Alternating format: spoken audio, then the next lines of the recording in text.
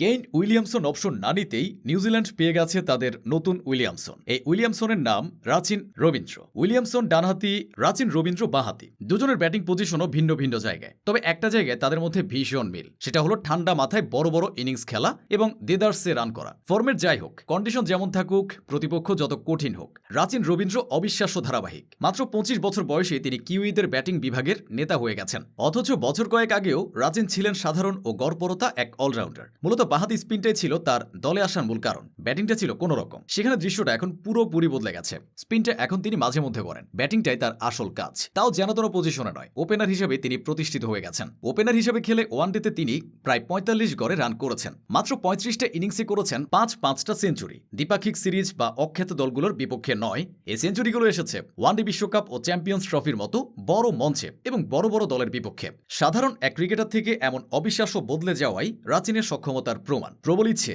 আর অদম্য চেষ্টা থাকলে একজন রাচিন হওয়া যায়। রাচিনের সবচেয়ে বড় শক্তিটা হলো তার দুর্দান্ত টেকনিক ও দ্রুত বল পড়তে পারার দক্ষতা। তিনি সাইড শটে যেমন স্ট্রং, তেমনি সামনে পেছনেও ইচ্ছা মতো রান বের করতে পারেন। তাই ওয়ানডে ও টি-20তে ওপেনার হিসেবে খেললেও টেস্টে তাকে 3 বা 4 নম্বর পজিশনে খেলানো যায়, অনেকটা অস্ট্রেলিয়ার ট্রাভিস হেড ও তারই স্বদেশী ব্র্যান্ডন ম্যাককালামের মতো। স্বল্প দৈর্ঘ্যের ক্যারিয়ারে সব পরিস্থিতিতে রাচিন নিজেকে প্রমাণ করেও ফেলেছেন। টেস্ট ক্রিকেটে 32টা ইনিংসে 1000-এর উপর রান করে ফেলেছেন।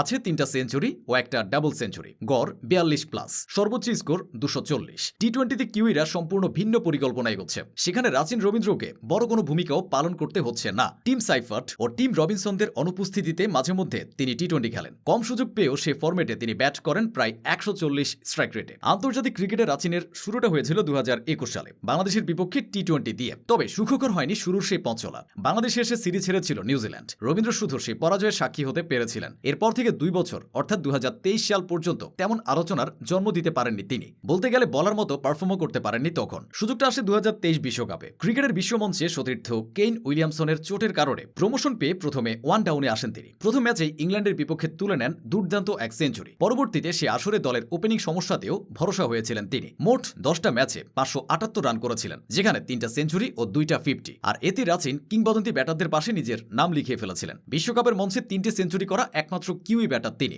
এছাড়া সবচেয়ে কম বয়সে বিশ্বকাপে 3 সেঞ্চুরির কীর্তিও তার দখলে। 23 বছর 351 দিনে রাচিন পেয়েছিলেন বিশ্বকাপে 3য় সেঞ্চুরি। এর আগে সর্বনিম্ন 22 বছর 313 দিন বয়সে ভারতীয় কিংবদন্তি সচিন টেন্ডুলকার পেয়েছিলেন 2য় সেঞ্চুরি। বিশ্বমঞ্চে আলো ছড়ানোর পর সে বছর উদীয়মান ক্রিকেটারের পুরস্কারটাও নিজের করে নিয়েছিলেন রবীন্দ্র। মূলত তখন থেকে তার ক্যারিয়ারটা বদলে যেতে শুরু করে। আইপিএল এর নিলামেও তিনি দল পেয়েছেন। চেন্নাই সুপার কিংসে গিয়ে মহেন্দ্র সিং ধোনির অধীনে নিজের সক্ষমতা আরো ঝালিয়ে নেয়ার সুযোগ পান। সব মিলিয়ে দিন দিন রাচিন আরো পরিপক্ক হয়ে ওঠেন। ব্যাটিংয়ের পাশাপাশি দলের প্রয়োজনে হাত ঘুরিয়ে উইকেটও নিতে তিনি সিদ্ধহস্ত। আন্তর্জাতিক ক্রিকেটে মোট 45টি উইকেট পেয়েছেন তিনি। ম্যাককালাম বিদায়ের পর উইলিয়ামসন কিউইদের ব্যাটিং বিভাগ টেনে নিয়েছেন। উইলিয়ামসনের ক্যারিয়ার এখন শেষের দিকে, তাই কিউইরা তাকিয়ে থাকবে রাচিন রবীন্দ্রর দিকে।